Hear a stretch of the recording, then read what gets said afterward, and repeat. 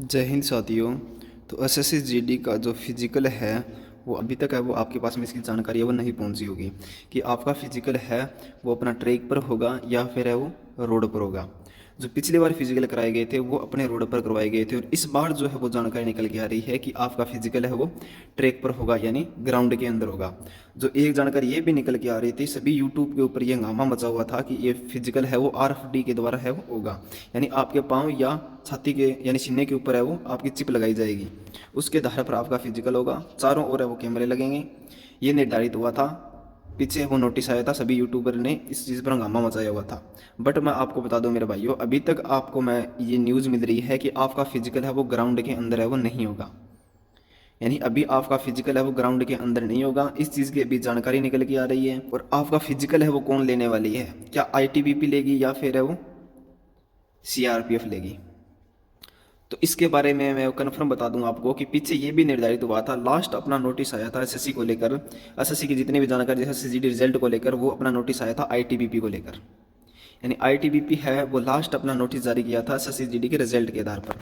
तो अभी एसएससी ने है वो नोटिस डाला है, उसके अंदर है वो आपकी कौन सी एजेंसी निर्धारित हो रही है। ये देखो यहाँ पर 13 नंबर कॉलम देखो, आपको cell letter to be candidate short list B P S T P E T which will be candidate by the CAPF in the due course issued by the nodal CAPF, nodal agency CAPF or FI CRPF candidate are advised to visit the CRPF website। ये website आपको CRPF की दे रखी है for further information, यानी ये कह रहा है कि आपकी जितनी भी अभी इन्फॉर्मेशन आएगी, आपको जो भी एडमिट कार्ड मिलेंगे पीएचटी पीएटी के लिए वो आपको सीआरपीएफ की साइट पर मिलेंगे। यानी आपको जितने भी नोटिस आएंगे अपने फिजिकल को लेकर वो आपको सीआरपीएफ है वो आपका नोटिस डालेगी। अब कोई यूट्यूबर आपको भ्रम में डाले आईटीबीपी डाल रही है वो आपको झूठ बोल रहा है, तो आपको लगे कि ये आईटीबीपी डाल रही है वो आपके फर्जी नोटिस होंगे, वो यूट्यूबर आपको झूठ बोलेंगे। आपके जितने भी नोटिस आएंगे वो सीआरपीएफ की ओर से आएंगे, यानी आपकी जो नोडल एजेंसी रहने वाली है वो सीआरपीएफ ही, आपका फोर्स है वो अपनी सीआरपीएफ रहने वाली है, यानी आपका फिजिकल कराएगी वो सीआरपीएफ ही कराएगी। तो जो आईटीबीपी हुई थी उसका क्या हुआ तो मैं आपको बता दूं, अभी तक जो टेंडर हुआ था 3 एजेंसी हुई थी वो अभी निर्धारित नहीं हो पाई थी, इसके अंदर टाइम लगेगा, जिसके कारण अपने एसएससी ने अपने नोटिस के अंदर है वो सीआरपीएफ को डाल दिया जो अपना पहले शेड्यूल था। यानी एसएससी जीडी के अंदर जो पहले फिजिकल हुआ करता था वही सेम सिचुएशन, वही सेम अपना फिजिकल है वो इस अभी जो होगा 2024 वाली भर्ती का यही सेम होगा। यही अपना फिजिकल है वो रोड के ऊपर होगा, पीछे भी कब हुआ था रोड के ऊपर फिजिकल हुआ था, और यही अपना फिजिकल है वो रोड पर होगा, ग्राउंड के अंदर है वो नहीं होने वाला, अभी तक कोई निर्धारित नहीं है। अब इसके अंदर एक चांस और बनता है, अगर जो फिजिकल अपना लेट हुआ, फिजिकल के अंदर अगर देरी हुई तो समझ लेना कि ये लोग है वो एजेंसी है वो चेंज करने वाले हैं, या तो आईटीबीपी होगी या फिर कोई और होगी। बट अभी इन्होंने सीआरपीएफ को ही चुना है, क्योंकि इन्होंने अभी पूरी निर्धारित नहीं हुई है कि सीआरपीएफ को ही लेना या आईटीबीपी को लेना है, ये पूरा कंफर्म नहीं है, इसलिए इन्होंने सीआरपीएफ का नोटिस डाल दिया जो पुराना नोटिस था। अगर अगर जल्द फिजिकल कराने की देरी में लग रही है मुझे तो एसएससी, जिस कारण इन्होंने पुराने वाला नोटिस डाल दिया सीआरपीएफ ही करवाएगी आपका फिजिकल।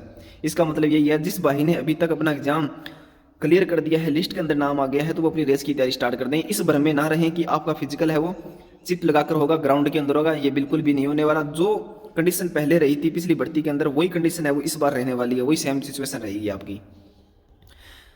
तो आपका सीआरपीएफ लेने वाली है, कोई किसी भी भ्रम में ना रहे। जो भी इन्फॉर्मेशन मिलेगी आपको सबसे पहले मैं आपको प्रोवाइड करवा दूंगा, लिंक डिस्क्रिप्शन के अंदर टेलीग्राम का दिया हुआ है, वहां पर आपको सबसे पहले इन्फॉर्मेशन है वो मिल जाती है।